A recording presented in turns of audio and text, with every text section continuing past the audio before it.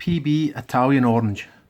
This is the very fly that in 2017 I caught my to date personal best Grayling in Scotland at £3.8.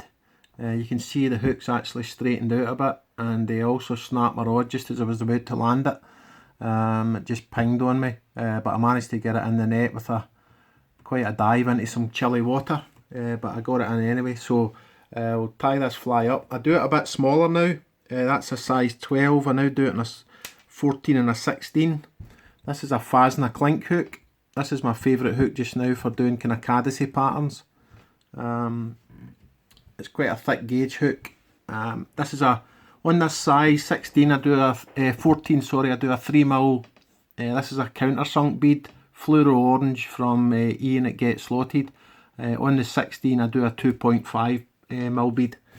There's only 3 parts to the fly. Very simple to tie up. This is 12-aught white nano silk, just to give us a base.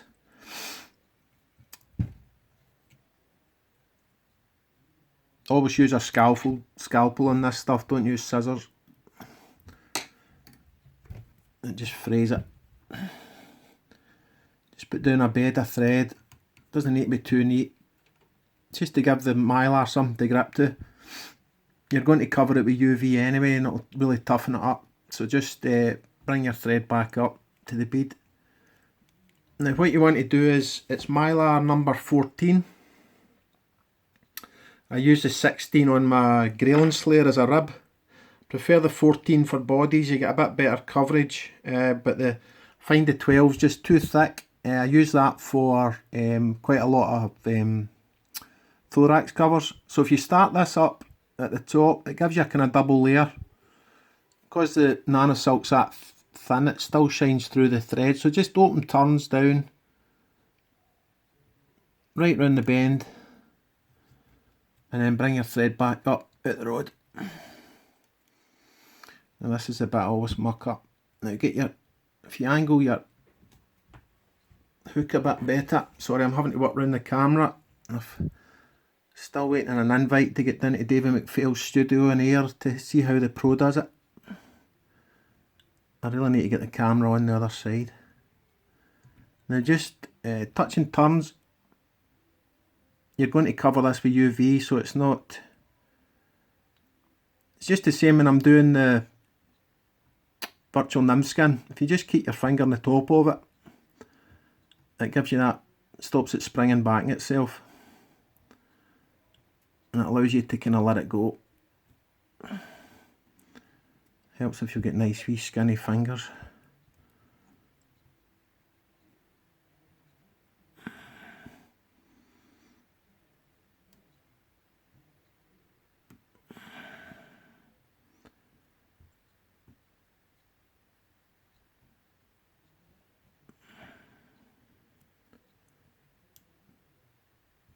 Just bring it up, touching turns.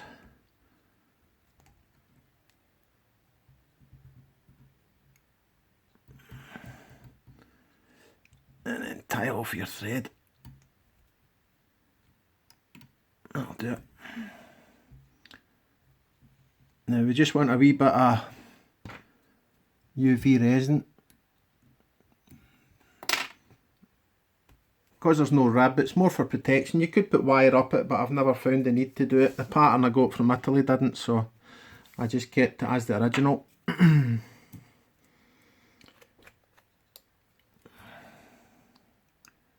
First tried this pattern on the River Nith one day, and I've never really seen anything so bright with an orange bead, and caught fish right away, and it's been in my box ever since. As I say, the only thing I've really changed is I don't tie it as big. I used to think, when I first started tying, I used to think 12 was small, but now don't take your UV resin right up to the bead. You still want to leave a tying in spot for your dubbing and your collar. Just a nice thin coating. You're practically really taking it back off again. If you've got too much, just give it a wee rub with your finger. That's plenty. And then just hit it with the torch. Only takes about 10 seconds to dry, especially when it's that thin. You can do these in batches at this stage, and just, if you've not got UV, you could maybe use thin varnish, but the UV is not expensive. It saves you a load of time. Right, so that's the body kind of done. I'll just angle the vise. Now what we're going to do now is put on a partridge collar. This is a very useful technique on loads of different patterns. Sorry, I was making up some dubbing and there's just hair everywhere. Now, I don't buy partridge in packets, I buy the actual skins. So that's what once you've ripped one off, that's what it looks like. It's got all your fluff and all that. So you want to just take that off. So if you just hold it with the tip, it just rips down either side. If you rip it towards the back, and it leaves you with a stalk like that. You don't need a lot, just a couple of turns. So to prepare just bring down what you need, like that. And then what we do is we cut a wee V just so as a tying in point.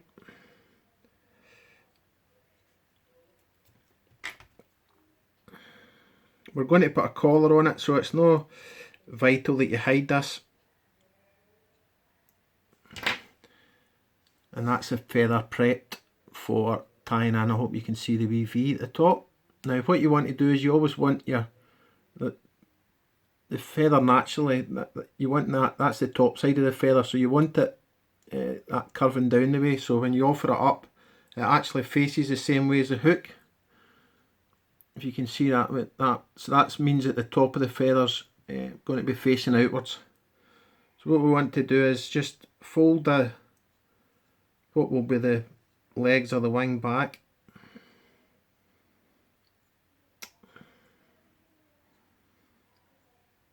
Sorry, it's gonna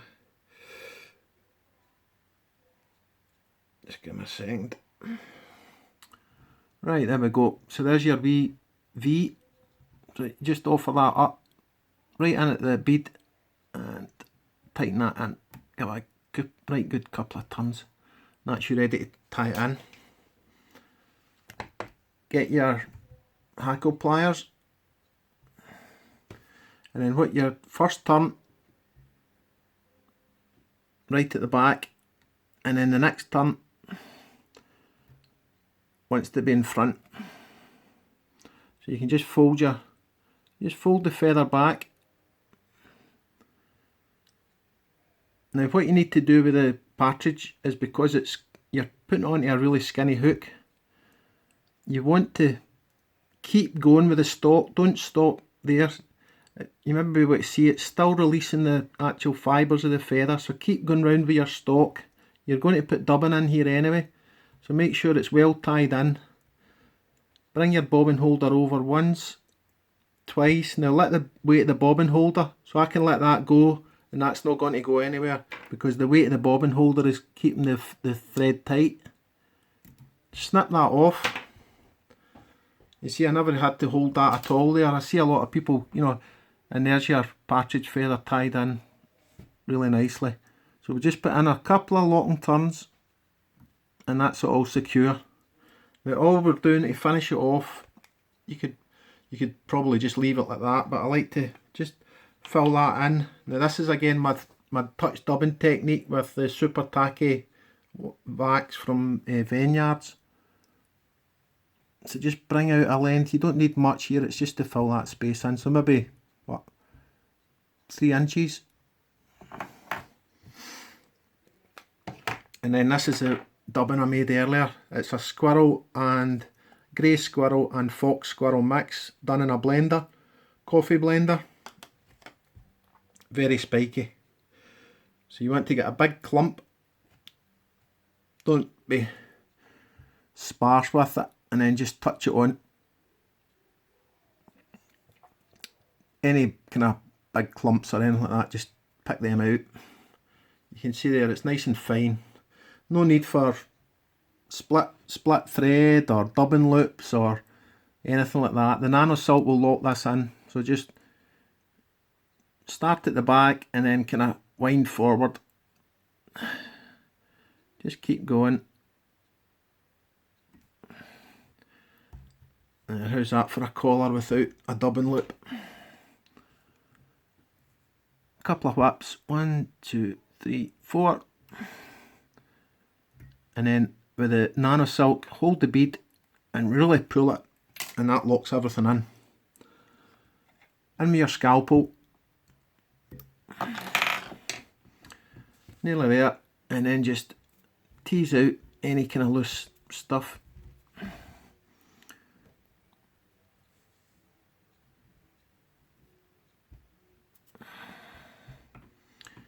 There you go, that's the PB orange, Italian orange, and that's got my biggest grayling to date, £3.8.